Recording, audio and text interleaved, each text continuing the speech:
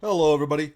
I'm still fiddling with my video recording settings, and last time I fiddled with them, I decided to kind of do a test video where I did a deck tech for Pauper. I did a Pauper Rakdos Burn deck tech. Here, as I continue my fiddling, I'm going to try doing a deck tech for basically a blue-black flicker control, which is an archetype that's become more popular in the past few months for Pauper, and sort of some of my deck tech choices and the way that I'm brewing it at the moment. So the typical setup for this deck is that you have a lot of really good value cards, cards like Mulldrifter, cards like Seagate Oracle. You have good removal, Chainer's Edicts, Doomblades, Echoing Decays. You have some ways of getting yourself huge amounts of value with Reaping the Graves, even just as a one of. This might be a card that not everyone's seen. 2 and a black, instant return target creature card from your graveyard to your hand with Storm, which I think is pretty crazy. Very hard to beat this with counter magic. The value it gets you is gigantic. This is just one of the best card draw spells in a sense for a deck that does run a bunch of creatures. So the deck has a lot of ways to outvalue opponents. And then it also runs a combination of Archaeomancer, Chittering Rats, and Ghostly Flicker as a way of locking out and, in a sense, going over the top of even the most hardcore control decks or decks like Tron, right? And the basic idea is that the Archaeomancer, when it comes into enters the battlefield, you can turn target instant or sorcery card from your graveyard to your hand. And you would, when you do this, you can you return a Ghostly Flicker even when you cast Ghostly Flicker, targeting the Archaeomancer, you can get back the Ghostly Flicker that you cast, because that's essentially the way that spell resolution works. And because Ghostly Flicker lets you flicker 2 artifacts, creatures, and/or lands, the second one you flicker is usually going to be Chittering Rats. Although there are a lot of other enter the battlefield effects in the deck usually. And if you do this on your opponent's draw step, and the card that they draw is not something they can play at instant speed, they just have to put a card back on top of their library, right? And so you can lock someone out of the game effectively by just repeatedly flickering Archaeomancer and Chittering Rats until essentially they aren't able to draw any cards anymore. And so it's an interesting control deck where part of the reason I like it is that it has a way of going over the top of what is oftentimes in many formats the tippity top strategy, which is Tron, right? It's very hard to beat a deck that has such huge mana like Tron does, and that's a struggle not just in Pauper but also in Modern. But this can get there, right? You need a little bit of disruption to keep Tron off of their game plan, but if you're able to do that, you can actually win against them. So I actually like playing mid-range decks that do have some win condition against Tron. Some of them do it by being able to be more aggressive. If we talk about, say, the Kodoltha Boros decks, a lot of them can get by essentially by just pointing all their Galvanic Blasts and Lightning Bolts at the Tron player's dome, swinging with their fairly efficient creatures, and closing out the game that way. So some of them can kind of go under Tron. And this is one of the few ones that I think can kind of go over the top in a good way. So that's a lot of what I'm looking for in a control deck. I want to be able to not lose to Tron. I really do hate losing to Tron. I almost feel like Tron lands should be banned in Pauper. Maybe that's a sacrilegious statement, because I don't think Tron is broken or anything. I don't think it's that crazy good. I still think aggressive decks like Delver, Affinity, Stompy are the best decks in the format. But I feel like there's kind of a perverse impact that Tron has on the meta, where you don't see a lot of these mid-range decks that could deal with a lot of the aggro decks, because they usually scoop. They don't have a fast enough clock to beat Tron and what Tron's doing. I don't know. That's just an opinion for another time. In any case, that's sort of the standard setup for the deck, and I wanted to show off today some cards that I think are pretty interesting tech. It's always a little bit of a struggle to brew Pauper, not brew Pauper, brew Control, because Control is, by its nature, a very reactive strategy and very meta-dependent, right? If people are playing a lot of creature decks, then you want a lot of creature removal. If people are playing a lot of value decks, and you want some way of stopping them from getting their value. Things like counterspells, stuff like that. Maybe hand attack is good. Maybe graveyard hate is good. there's all sorts of different threats, and as a control player, you're trying to find sort of answers to a lot of them. Usually, the basis of a good control deck is a lot of card advantage, card selection, and so that even if you draw a bunch of pieces that aren't very relevant, right? I draw a bunch of Chainer's Edicts or Doom Blades in a matchup where they don't have any creatures, for example. If you have ways of filtering through your deck and finding things, and eventually, you'll just have enough card advantage, and you'll be able to find the really key, relevant, reactive cards to whatever the matchup is, that you'll get there. But it is always a challenge brewing it because it is still very dependent upon the meta. And you've only got so many slots in your deck, so many slots in your sideboard. And if, how you would brew a control deck if all you were facing was Creatureless Burn would be very different than if all you were facing was Tron. Would be very different versus, you're playing a bunch of Stompy decks, so on and so forth. And so this list is not something that I think should be kept in stone. I think a control deck is always going to be in flux. But I just wanted to highlight some cards that I really have thought of really been good that I don't see showing up in the blue-black Blink decks, or really a lot of decks, and I wanted to talk about them today. So the first card that I have in this list is Gitaxian Probe. The downside, of course, of Gitaxian Probe is that it costs you life to use for 0 mana, so it's a free cantrip in a sense, but there are enough aggressive decks in the format that it's something that I might not want to run 4 of, because if I have to, Gitaxian Probe and a Gitaxian Probe and a Gitaxian Probe to find my land drop for that turn, I'm not going to be happy just losing 6 life and not really getting a lot of value for it.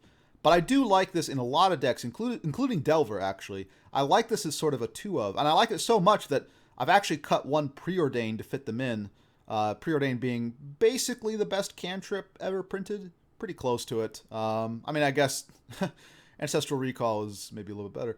But, right, forget the Scry too. Just draw them as well. But I really do love Gitaxian Probe, and I love it particularly in these lists where you have a lot of things that you're looking to do at instant speed, and so you really sometimes want to keep up mana to be able to play tricks and react to your opponent, but you're also playing a lot of things not at instant speed, right? You have your Chittering Rats and your Seagate Oracles and your plays with Mulldrifters, or you Archaeomancer to get back your whatever you need, right? And Gitaxian Probe lets you know when you can play at that instant speed, or when you need to keep up mana to react to something, and when you can play, all your creatures out and do things. And I think this effect is really huge. There are so many games where, I'll have a memory lapse, I'll have, in this case, an Undying Evil, which I'll get to a little bit later, or maybe I want to play a creature, but maybe I need to Doomblade something. Having that information is so huge.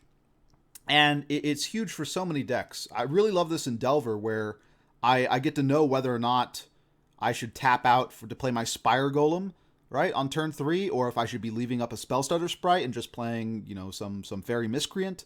I really think this card is very undervalued in Pauper. It was banned in Modern recently, I for somewhat different reasons, but I really think the effect of being able to look at a player's hand for 0 mana effectively is really strong. And I think more decks should be running this as a 2 of. And that's the first one. Gitaxian Probe, highly, highly underused card. It belongs in decks other than just, is it Blitz and stuff like this. I think this is a very, very strong Pauper card. And given that the price has fallen, I kind of understood why it wasn't used in Pauper that much before, because it had like a $2-3 price tag. And, part of the joy of Pauper is just being able to brew a deck and not having to spend a lot of money. Play it, it sucks. All right, do something else, right? Go back to Standard, go back to Modern, play another format. Come back to Pauper a month or 2 later, brew another deck, cost you $5, go at it again. And, having Gitaxian Probe as one of your cards when you could just have Preordain, which does not cost very much money. This is, I've never seen this over a ticket. It's almost like 10 cents usually. It's having a $3 cantrip, and sometimes this was more, is kind of But now that Gitaxian Probe is banned in Modern and the price has fallen, I don't know. I think a lot more Pauper decks should be using this, right? Even the casual decks. So that's number 1. Preordain, this is a staple in this deck. I'm cutting it down to 3, but part of that is that I've shifted more to black. And so the mana base has changed a little bit, and I'm not getting this off on turn 1 as often. and I'm kind of a little bit iffy about that because of that. But otherwise, this would be a 4 of. This is just one of the pretty much the best cantrip you can play. Memory Lapse. This is a card that I cannot understand why it doesn't see more play in specifically blue-black Blink, because blue-black Blink, my experience has been that it has some mana problems because it has cards like Chittering Rats that you want to be playing on turn 3. You also want to leave up a counterspell on turn 2, and that's a difficult thing, right? Unless your opener is specifically something like Dismal Backwater into Island Swamp, right? You can't make all that work. Memory Lapse, the mana requirement is so much better. 1 in a blue is so much easier to cast than 2 blue, and I think the downside is really an upside in this deck. You know, part of the goal of this deck is to sort of handlock your opponent, right? We talked about the Ghostly Flicker, Archaeomancer, Chittering Rats type of combo, right? You don't want your opponent to draw answers to the stuff you're doing. You want to just keep them off of their game, keep them putting a card from their hand on top of their library, then drawing it, right? That's just sort of, that's part of the natural benefit of Chittering Rats. This complements that, right? You see your opponent stuck on land, just Memory Lapse whatever they play. It doesn't even matter, right? Because that's one more turn. This is a time walk against any deck that's struggling because it can't hit its land drops. Whereas if you counterspell it, next turn they could draw a land, right? Memory Lapse becomes a counterspell that's useful even when you're just countering things that you don't want to counter in those cases, right? So I think it's a lot of times better than counterspell, and because it's easier to cast, and that's one of the key factors. I mean, I probably wouldn't run this in say Delver, but because this is so easy to cast in a deck that has trouble getting 2 blue mana and then being able to do the other stuff at once like Chittering Rats, I really do love this card. I think it's really strong. I'm only playing 3 of because I've cut the counterspell package a little bit to make room for some other things, but I think this card is fantastic. I think this should be basically replacing Counterspell in all of these blue-black Flicker lists. Ghostly Flicker, I run a 2 of, pretty standard. I think, you know, this card is part of what makes the archetype. This is just such a good value card a lot of the time. Even if you're not locking them out of the game with Archaeomancer or Chittering Rats, which is a definite thing you can do. You know, when this card is just flickering a Mulldrifter, when this card is just flickering a Seagate Oracle, right, or Chittering Rats, right, there are a lot of good creature targets in this deck. And whenever you're hitting 2 of them, this card just gets crazy value. If this is 3 mana instant speed, draw 2 cards, and then have this sort of Seagate Oracle effect, which is kind of like Preordain on a stick in a sense, right? If I for 3 mana get to kind of Preordain and draw 2 cards in addition to that, like, yeah, I think this is fantastic. So the upside on this card is huge, and even sort of the downside when this card is a little bit less useful, is still pretty high, right? Like if I just flicker a Mulldrifter and a land that has some enter the battlefield effect, or if I just flicker, you know, one creature that was about to die, right? If I can use this as sort of a counterspell to removal, so I flicker, I don't know, just even a Seagate Oracle and a land that I don't care about, the ability to basically counterspell the removal at the Seagate Oracle and then have that Seagate Oracle effect, right? I'd consider that worth 3 mana. That's like a counterspell that I would play. So I run it as a 2 of because you don't want to get flooded out with these. You know, there is a serious problem with that. They have a lot of creature removal. Sometimes these will sit dead in your hand because you only have you have no creatures and you just are digging for creatures. I think this is pretty standard to run 2, but fantastic card, of course. Seagate Oracle, I've cut one here to make room for some other creatures, but this guy's just fantastic. But given that this is a deck with a lot of creatures, I don't expect Augur of Bolas to really be replacing this. Although, as M13, oh, sorry, not M13, as Modern Masters 3 hits, this card maybe like this whole archetype might be a little bit on the downswing, just because Augur of Bolas is a pretty powerful card. So you might want to be cutting the flicker creature type thing and replacing it with more like just the instant speed controls that we've typically seen from blue-black control lists. But, I mean, this card is just really solid. He's one of the most played creature cards in all of Pauper, for good reason. I've cut him to 3 here just to make some room for things, but he's a good blocker, too, in this format. 1/3 will usually block a lot of things. A lot of the threats in this format are 2/2s or 1/1s, right? And so the 3 toughness is pretty good. Your opponent still kind of feels bad about lightning bolting this, so he's a little bit weak to removal, but, you know, if this guy's attracting a lightning bolt, you're usually pretty happy. So, anyways, 3 of this guy.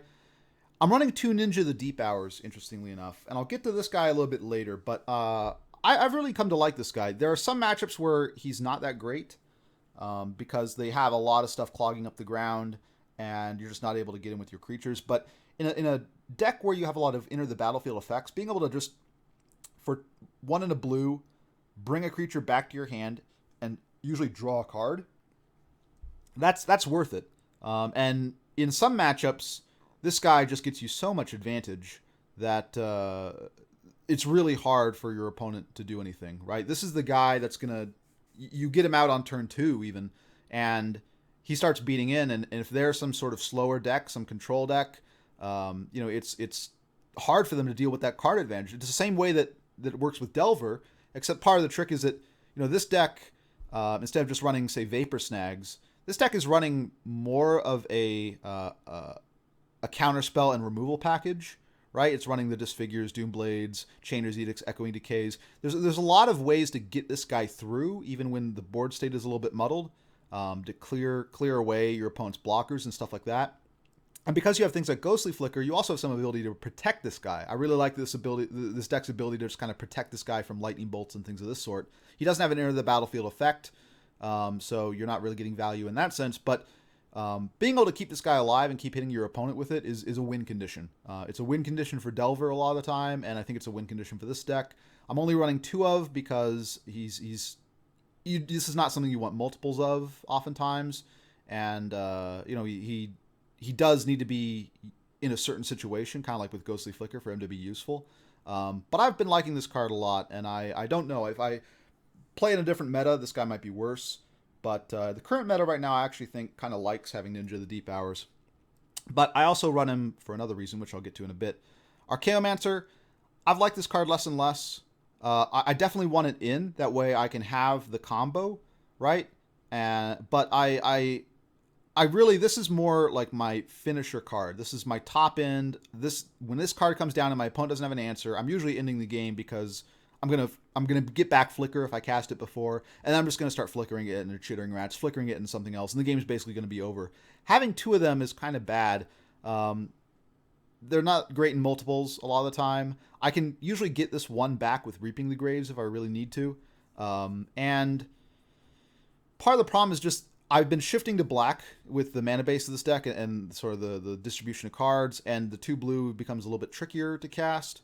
But also just I've found in most of my games I'm able to win without hard locking them with the hand lock combo, right? That even when I had 2 or 3 of these guys in the deck, most of my wins were just coming from beating down with 2/2s, right? And just keeping my opponent, killing off whatever they played, right? Chainer's Eating. They're sitting there, they're empty-handed, they're hell-bent, they have no creatures on the board. I have a few 2/2s, I have like a Mulldrifter and a Chittering Rats.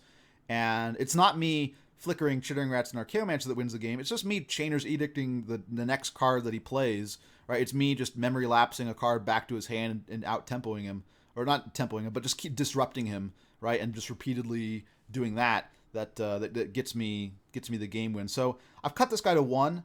I do want the combo in here, and I want to be able to find him searching through my deck with things like Preordained, Seagate Oracle, right? I want to be able to draw to him eventually to close out some games. But I've kind of turned off a little bit on this card, at least as a 2 of, and I'm running him as a 1 of now. Mulldrifter, this card is super valuable.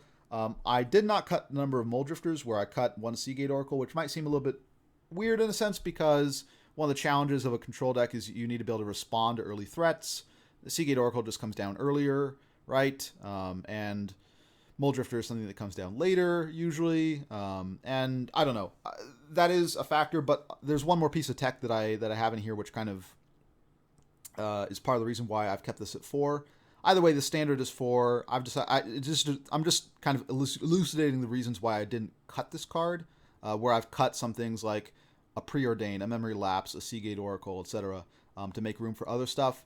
This still has relevance, and when I get to the tech card that I want to talk about, then this one will show up again, where the reasoning will be clear. Disfigure, I've actually cut down to 1 of these. It is a really good answer for a lot of things. This will kill a Flip Delver. This will kill a bunch of creatures very quickly. This will kill Spellstarter Sprites, things of this sort. So I really do like that. But I've cut it to 1 because I've been really liking this card, Fourth Bridge Prowler. This card I feel is really, really undervalued. It's effectively in a sense, it's like an Acacian. I don't know how you pronounce it. The Fallen Empire's white dudes. It's like one of these Javelineers. It's a 1/1 for 1. In this case, when it enters the battlefield, you may have target creature get -1/-1 until end of turn.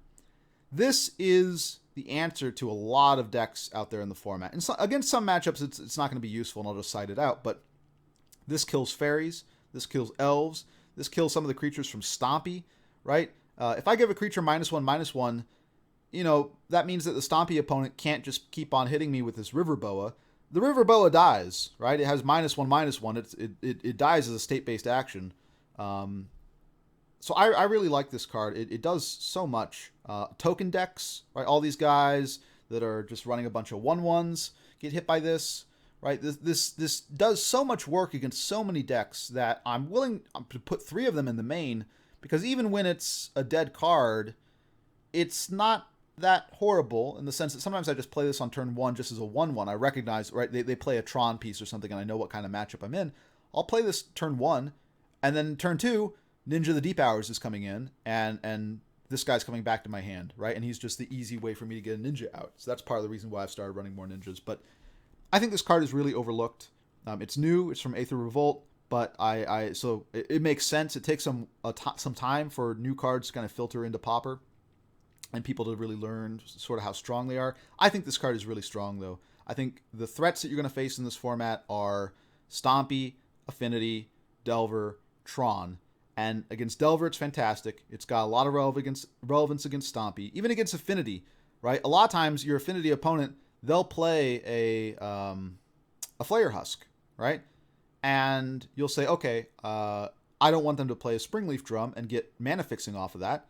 I'll just kill the Flayer Husk, and next turn they play a Springleaf Drum, right? Or they play the Springleaf Drum first, and then you kill this, you kill their guy next turn. Either way, being able to get rid of 1/1s also has a lot of synergy with the removal in this deck, which is primarily Chainer's Edict, right? So clearing the small stuff before you Chainer's Edict their big stuff is also really big game. So I really like this. It's a creature which has relevance to, Reaping the Graves, in this case, Ninja the Deep Hours, Ghostly Flicker, and then the next card that I'm going to get to.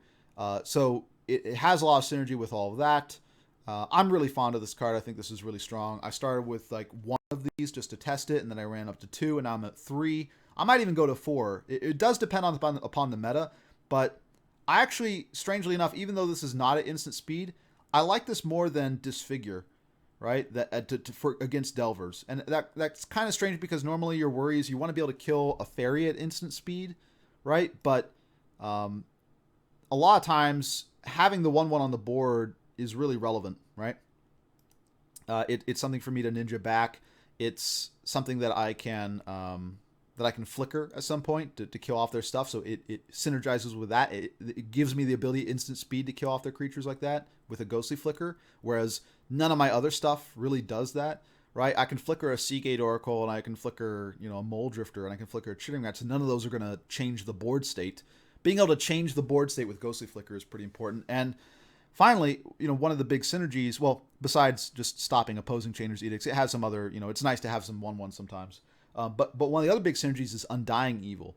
And this is a card that I've really liked in this deck. It does a lot for this deck, and I really like it in conjunction with Cataxian Probe, because Cataxian Probe gives me the information to know when Undying Evil is good, right? When I can play it safely. And this card is really fantastic. I mean, even just in early game, I'll have turns where my Fourth Bridge Prowler comes down, kills some, Quirion Ranger or something like that from Stompy, or kills something of theirs, and then they attack in with their, say, Nettle Sentinel. I block with the Fourth Bridge Prowler. I Undying Evil the Fourth Bridge Prowler. When this re-enters, I give the creature that it blocked -1/-1, and the Undying Evil basically works as a Disfigure, right? In terms of the blocking, that gave +1/+1 to my Fourth Bridge Prowler, right? So there's some nice synergy there. Of course, a large part of the reason why I like Undying Evil is the synergy with Mulldrifter. And this is the reason why I'm not cutting any Mulldrifters. on turn 4 even, you can evoke a Mulldrifter, while the evoke trigger is on the stack, cast Undying Evil on the Mulldrifter, and then it flickers back in, and you get another 2 cards, and the Mulldrifter lives. So the ability for 4 mana and 2 cards to play a 3/3 flyer and draw 4 cards is ridiculous. This card lets you rebuy Enter the Battlefield effects against a lot of other things, right? Some guy goes to Lightning Bolt your Seagate Oracle. Sure, all Undying Evil that. Some guy goes to kill your Mulldrifter. All Undying Evil that. Right? Some guy goes to kill your Archaeomancer. You bring the Archaeomancer back, you put the Undying Evil back in your hand. Lots of really great stuff with this card, and I only run it as a 3-of. Part of the reason why I only run 2-of is a Ghostly Flicker. You don't want your hand to just be clogged with these, with having no creatures on the board. But unlike Ghostly Flicker, and the reason why I'm going up to 3 with this, is that this protects my creatures easier, right? Ghostly Flicker costs 3 mana, so it's hard sometimes for me to play a creature, but also keep the protection for it up, right? Undying Evil, I can play sometimes a Seagate Oracle, a Chittering Rats, and then just leave up 1 black to be able to protect that creature, right?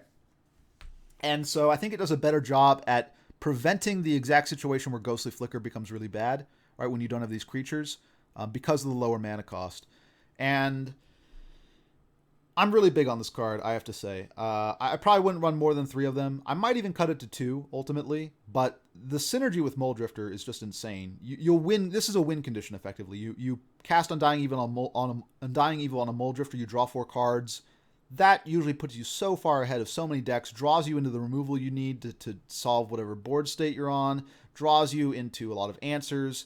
And again, one of the weaknesses of this card is your opponent having answers to it, right? Your opponent having instant speed ways, either maybe counter magic on this, right? You take a non-profitable block because you plan on Undying Evil your creature, but then they have a way of stopping the Undying Evil, right? They counter spell it, they spell starter sprite it, they whatever. The information that you get from Gitaxian Probe, and to some extent Memory Lapse, because Memory Lapse gives you an idea of what's in their hand, right? Nothing new showed up in their hand from last time. Whatever their answer was last time, it's going to be the same answer this time. Having that information really increases the viability of Undying Evil, I think. So I think there's a bit of a synergy here where, having more of these sort of tricksy type things works even better when you're able to know what your opponent's hand is through Gitaxian Probe, Memory Lapse, Chittering Rats, right? You see their hand, and then maybe for 3 turns in a row, you're Memory Lapsing and Chittering Ratsing their hand. You know what their hand is going to be even after all 3 of those turns. And then you get to play Undying Evil, right, on turn 4, turn 5 with a Mulldrifter, and you know they don't have an answer to it, and you win the game effectively. You get so much value. As for the removal package, this is where I've made sort of the most cuts to make room for sort of the extra cantrip between Gitaxian Probe and Preordain, to make room for Ninja the Deep Hours, Fourth Bridge Prowler, right?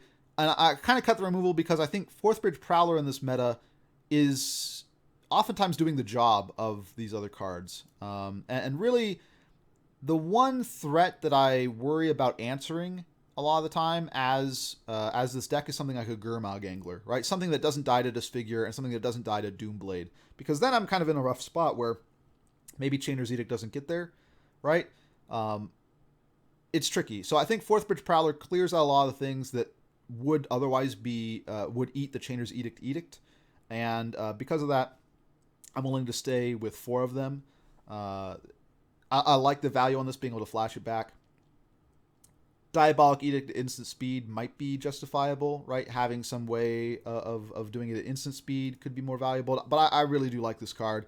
And this is a deck that's going long, so you're flashing back these Chainer's Edicts pretty frequently. And some decks just don't have a lot of threat density, I guess is one way to put it, right? That's sort of the answer to a lot of the decks that are running Gurmag Angler as sort of a win condition, is that they just don't have a lot of other things besides the Gurmag Anglers to hit you with. And so when you cast Chainer's Edict, flash it back, cast Chainer's Edict, flash it back, right? If you're seeing the same number of Chainer's Edicts as they're seeing Gurmag Anglers, you probably have enough to brute force, and eventually they have to start sacrificing the Gurmag Anglers. But I don't know, with this deck I worry about that a lot. And particularly in tournament practice rooms where a lot of people play these kind of slower decks and have cards like Gurmag Angler. Again, none of the top 4 decks that I mentioned, a Delver, Affinity, Stompy, and Tron run Gurmag Anglers. So I don't know. But either case, I really like this as a removal card, so I've kept all 4 of them in. And the cuts have come to Doomblade and Echoing Decay. And some people run 2 Echoing Decays. A lot of the lists run 1, so in that case, there hasn't been that many cuts. Usually Doomblade is like a 3 of in these lists. And it's nice, it's instant speed, but not being able to destroy black creatures is kind of bad. Because again, what is my answer to Gurmag Angler? This card is just dead whenever I'm against mono black control. It's sometimes dead when I'm facing off sort of the mirror matchup. If they're not showing me like Seagate Oracle Mulldrifter or something, right, then this doesn't hit their Chittering Rats. I don't know. The non-black clause is actually a little bit bad. And I even considered running Soul Reap, which is sort of sorcery speed, 2 mana, destroy target non-green creature. Maybe like in the sideboard as something to help with help with the Gurmag Anglers and stuff. But I've cut 2 of this card. Part of it is just because I also feel like there are a lot of threats in this format that are just 1 mana, and to spend 2 mana to deal with 1 mana never really feels that good, right? Because a lot of these decks, they're just looking to outtempo you, and so even when you Doomblade, you know, some relevant 1-drop, right? I don't know, Nettle Sentinel, something like that. Something that would beat you in the face for 8 damage if it was left unchecked. It still feels kind of bad because they get to play 2 creatures for the cost of your Doomblade. I feel like I'm getting out-tempoed. I'm liking Fourth Bridge Prowler more, right? I think that this card is dealing with a lot of the threats that I was Doomblading anyways. And so I'm pretty high on this card. I keep the full number of Reaping the Graves and Chittering Rats. Chittering Rats is just a fantastic card. Also, in the same way that I talked about Undying Evil having more value when you kind of know your opponent's hand, Chittering Rats, along with Memory Lapse and Gitaxian Probe, is part of what lets you lock them down and make sure they don't have answers when you finally go for this, right? To burn their counterspells on other things, to burn their removal if you really need to evoke the Mulldrifter and then get it back, right? Or to know when to keep mana up to counter their removal. So much value gets added to Undying Evil when you know what your opponent's going to do. And Chittering Rats is part of that plan, right? Making sure they're not drawing cards that you haven't seen before. The mana base is kind of interesting. A lot of these decks ran more islands than swamps. They'd run something like 6 islands, 5 swamps. I've flipped it around and then some. I'm only running 3 islands, and I'm running 6 swamps. Now, granted, I am running a copy of Halimar Depths, which is sort of a new tech as well. So that's slightly different. And I am still running 1 Lonely Sandbar, 1 Barrenmoor, just as something that I can sometimes bounce, right, with a Dimir Aqueduct and draw a card. The deck does have a lot of land, and it wants to hit its land drops, but it is kind of... You know, it kind of wants to ditch the land later on and find more removal spells, find whatever the relevant card is for the matchup. So being able to bounce these is kind of nice. I still like them. It's possible that I should be running more Halimar Depths and then run something like Ash Barrens for some of my mana fixing, as opposed to, you know, these running these Barrenmoors as sort of my into the battlefield tap lands and things of that sort. I don't know. But Halimar Depths is also one of these cards that I feel like in a lot of these decks should be run as a one-of, because it's a good bounce target. It's a good thing to flicker. The enter the battlefield effect is pretty nice.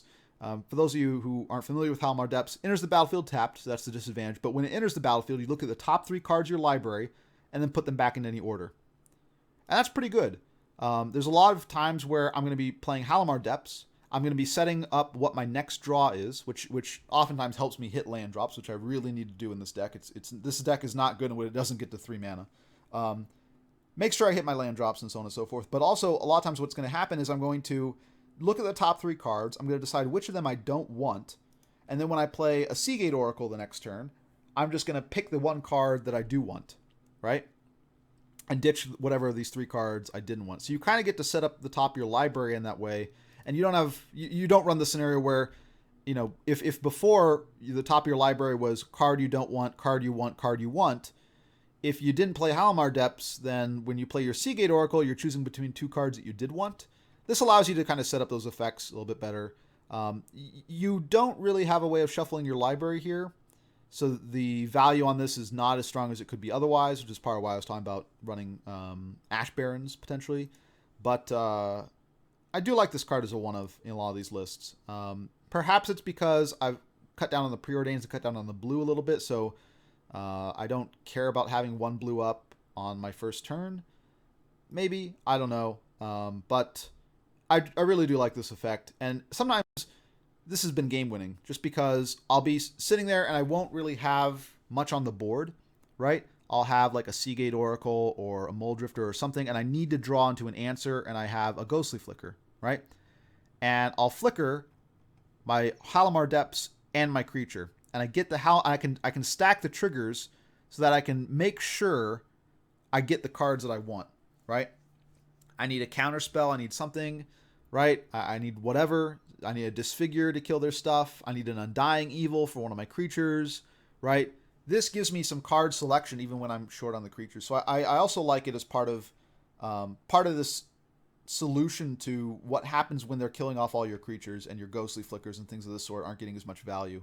It's possible that if I had more of these and then I had shuffle effects to justify having more of these, I might also run more Ghostly Flickers.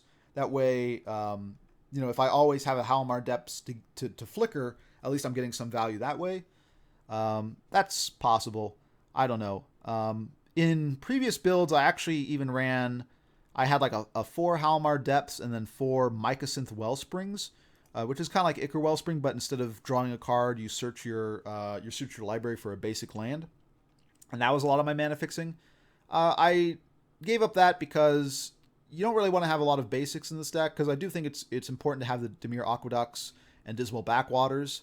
These give you life gain. They give you this land bounce effect, which is really nice, especially since you're running things like Bojuka Bog as a utility land to have main deck graveyard hate, which otherwise this deck wouldn't have. So I don't know. There's some other interesting builds that you can do, but that would justify more Halimar Depths. But I think even with this build, even with sort of a kind of closer to stock build, I really do like this, at least as a one of. In the sideboard, I've been playing around with a lot of things. Let me shrink this down a bit and expand the sideboard. Hydroblast is mainly for burn. Obviously, it comes in if I see red creatures, red spells, things of this sort. This is a really nice answer to Affinity as well, because one of the big things you worry about against Affinity is a Tog Fling. I still sometimes lose to a Tog Fling anyways, just because they have their Pyroblasts, which they bring in. But this card is pretty solid. I don't really even want to run 4 of this Hydroblast. I might even cut this to 2. It really depends upon how worried I am about burn, because this deck really does not have a lot of answers to burn. I mean, it has some counter spells, but the creature removal is mostly blank, and it doesn't present a really fast clock. And they can also, with their burn spells, end up disrupting my Archaeomancer, Ghostly Flicker, Chittering Rats type thing, right? So that's assembling my combo is not always easy. They do have some disruption for it. So I don't know. This has enough relevance though. Even with me just saying I need some to have this against my burn matchups, right? This has relevance against Kodoltha Boros. This has relevance against Is It Blitz is a big one, right? Just being able to destroy their Kiln Fiend, destroy their whatever is pretty big. This even has some relevance against Tron sometimes, depending upon the build. I've seen more like Is It Trons around. Basically, there's enough Is It decks out there that I care about Hydroblast sticking around. Enough red cards, enough lightning bolts floating around that this is a good card. And basically, anytime you see lightning bolt as a card, this is probably coming in, right? Stormbound Geist is pretty standard in a lot of the sideboards. These really works against any deck that's looking to Chainer's Edict you. Works pretty well against other decks that are looking to outvalue you. Even works well against... I'd even put this in potentially against Delver, right? And replace some things like Seagate Oracle, because just having this flying creature is going to be a pretty big deal. It's going to be hard for them to get through it. Just a fantastic mid-range value creature, all right? It's a 2/2 flyer with Undying. Obviously, it can only block creatures with flying, so there's some matchups where it's not going to be relevant, right? If it could block creatures that didn't have flying, it would be a pretty insane card and be main deckable in a lot of decks. But yeah, I think this card is really solid. It's pretty standard why it's in here. I run a Duress here. This does also, along with Hydroblast, help shore me up against just burn, because I can take away one of their burn spells, and then ultimately I'll if they don't have that critical mass of burn, then I'll live, right? If I can take the game long enough. I like this against a lot of stuff, though. Pretty much any time where I feel like I'm going to reliably hit, that I'm going to find a non-creature, non-land card in their hand, which isn't always, but it's a fair number of the times. I like this card for the same reason I like Gitaxian Probe. I like having the extra information. I like also being able to pick away answers potentially to my Undying Evil, right? It's maybe even the case that this card should be replacing Gitaxian Probe. I think that's a little bit weak, though, because I think there are just enough matchups out there where this is not going to hit, and having this card whiff is a pretty bad situation for you. You don't want to be just losing cards like that, right? I don't want to spend I want to spend mana, first off, which Gitaxian Probe doesn't do, and then potentially only get the effective Gitaxian Probe and not get to draw a card. That's pretty horrible. So, but anytime I see a deck that does have enough non-creature cards in it, this basically comes in. It doesn't really matter the situation. If they have enough of them, if I don't think this is going to whiff, then it comes in. Shrivel. I already have a decent amount of main board hate with the Fourth Bridge Prowlers against these sort of go wide 1/1 token type decks. I think this is still a relevant sideboard card. This is a thing I'm going to bring in against Elves. I'll even bring it in against Boggles. I'll bring it in against all these token and go wide decks, right? These things that ultimately they're trying to win with things like Rally the Peasants. If they show me a bunch of Squadron Hawks, this comes in. Really important card to have in the sideboard, considering that I cut down on the Doomblades, but didn't cut down on the Chainer's Edicts. You don't want to Chainer's Edict and only hit a 1/1. So I think this card is just really key. I don't think it's really disputed. The question, I guess, is whether or not you run 3. Maybe I should be running 3. But instead, I'm running Choking Sands. And this is to help beat Tron. Again, part of it is I really hate losing to Tron. So that's part of the justification for me running this deck. I always want to have some land destruction in my sideboard, pretty much no matter what. And I'm not a big fan of Contaminated Ground. I'd really just rather destroy their land. I understand they can pull some Marasa it back, but they could also just be blinking their land, right? Or they could be playing Repeal or, right? Repeal, Ghostly Flicker, Capsize. There are ways of getting your enchantment off. I like just a more permanent answer. Force them to have the pull some Marasa, which is usually only like a 1 or 2 of if they want to get the land back from their graveyard. And yeah, I think this is really solid. I think that in the matchups where you care to destroy their lands, the 2 damage to the land's controller is also going to be relevant, because you're oftentimes just going to be trying to beat them down with your 2/2s before they're able to assemble whatever thing they're doing. And yeah, so I like to run 3 Choking Sands. It's kind of crowded out some of the other stuff from the sideboard, but I think this card is pretty solid. I'm running a 1 of Radiant Fountain in the sideboard. And again, this is because there are a lot of aggro decks out there. There's a lot of burn. And I guess a large part of what happens is almost all of the decks I face where a Bojuka Bog doesn't really do anything are decks that I want to have a Radiant Fountain in. And all the decks where I want the Bojuka Bog in, the Radiant Fountain isn't that relevant. So I have a pretty standard sideboard plan, which is if they don't use their graveyard, I just put in the Radiant Fountain. And then this becomes almost always this much more relevant thing to bounce with my Dimir Aqueducts and things of this sort. It's another land for me to Ghostly Flicker, right? It's really nice when you get to some point where you have like just Ghostly Flicker, Archaeomancer, and a Radiant Fountain, and then you can just, against some committed burn deck, you can just spend 3 mana, gain 2 life. I'm willing to do that. So, I don't know. There aren't a lot of cards that help you out against burn. And again, in past builds where I kind of had this more artifact thing going on, you could have things like Bleak Coven Vampires, but I don't have the artifact theme going on. I don't have Trinket Mages and other stuff like this, so this card is the Bleak Coven Vampires option is not an option. This card is a little bit more important. And yeah, I don't really like the matchup against burn for a lot of these control decks, right? Any of these blue-black control decks, they don't have a lot of answers ultimately to burn stuff. There's some counter magic, right? But it's still a problem. And yeah, I like having Radiant Fountain. I bring it in replacement of a Bojuka Bog. Pretty much any matchup where the Bojuka Bog isn't relevant. Nihil Spellbomb. I've seen a lot of these lists running Relic of Progenitus, which I find odd because I don't want to be exiling my graveyard oftentimes. Reaping the Graves is an important card for me. I have Chainer's Edicts that I want to flash back. I have Archaeomancer, which ultimately wants to fetch something from my graveyard. I don't like running Relic of Progenitus, and in particular, I don't even like running Relic of Progenitus because it costs me 1 to activate it, right? And sometimes I want to tap out, and I want to be able to interact with their graveyard at instant speed, right? They go to do something involving their graveyard, and I say, oh, nope, none of those shenanigans. But I don't want to leave 1 mana up to be able to do that, to crack the Relic of Progenitus. So it's Nihil Spellbound is a little bit worse because it doesn't have that sort of upside of Relic of Progenitus, which is you can just keep tapping it and exiling something of theirs, and you don't have to pull the trigger. So it's a little bit better against something like a Gurmag Angler deck, right? Where you can keep them off of being able to play a Gurmag Angler without having to crack your relic. But I think there's enough graveyard synergy in this deck. Like I don't like being Bojuka Bogged enough that I'd rather run Nihil Spellbomb over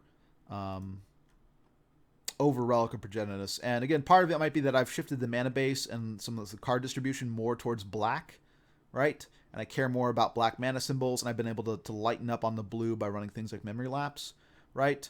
And running Gitaxian Probe as one of my cantrips over a copy of Preordain, things of that sort.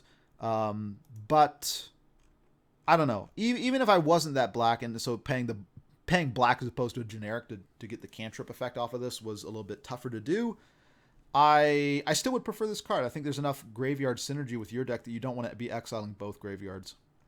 Right? I don't want to Reaping the Graves and not have all the full targets that I want to have for this. So that's the deck tech.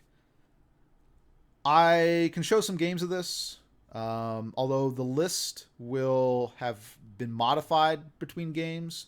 There were some games where I ran things like Perilous Research, kind of playing around with that. There have been games where I've just been tweaking the numbers on Fourth Bridge Prowler, Disfigure, how many copies and whether or not I was running things like Ninja of the Deep Hours. The sideboard would be different. So this deck has been evolving over the course of months. Kind of off and on I come back to it and I play it. So I probably need to play more games with this deck to really have a good sample size, and that means playing actually a lot more games to be able to find matches where I'm going up against tiered decks as opposed to sort of brews. I played a few games of this pretty recently in the tournament practice room, and kind of as I explained before, I got a lot of weird brews. I saw a teamer based almost creatureless control list. I don't know. I've seen some weird stuff. I've seen some things, ladies and gentlemen. And, watching this deck just stomp some guy who's running some brew is not really that educational, right? It doesn't really tell you whether or not the deck is good. So, but who knows? I might look to play more games. In any case, this should be a good test of whether or not the changes to my video capture settings are better, worse, whatnot. We'll see. And, yeah, this has gone on long enough. So, awesome. Thank you very much.